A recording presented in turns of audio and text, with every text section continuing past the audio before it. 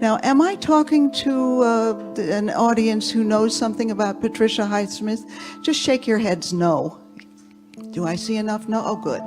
So I'll tell you a little bit about her. Highsmith is the most famous unknown writer America has ever produced. She's famous in Europe, almost unknown here.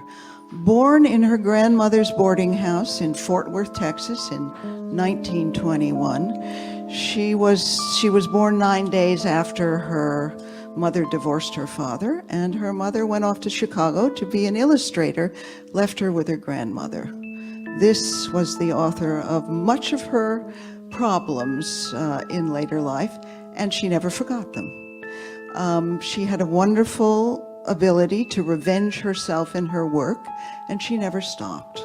So her interesting mother was the model for every noir bitch who turned up in Highsmith's writing. Highsmith is the author of 2 books of which you will surely have heard. One is Strangers on a Train, written in 1950, and made into a legendary film by Alfred Hitchcock. Even Hitchcock couldn't understand how really revolutionary her work was, and he toned it down. The second book, The Talented Mr. Ripley.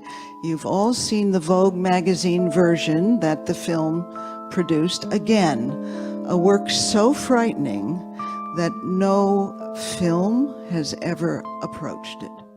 You have an idea of this person now.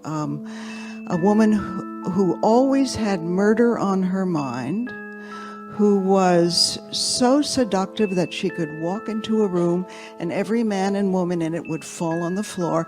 I have had interesting old men, well into their 80s and 90s, tell me with tears in her eyes how beautiful she was. And women of a certain age, the same thing. Her preference was for women, though she continued to try men out, hoping one would work. They never did. The bar was raised too high. The inspiration that women provided her with, each one another inadequate substitute for her mother, never ceased. So not only was I tracking an obsessive, homicidal, alcoholic lesbian, I was also tracking someone who never ceased thinking about crime. So every investigation I made was also the investigation of a crime scene. Tracking her life was like writing an episode of CSI. And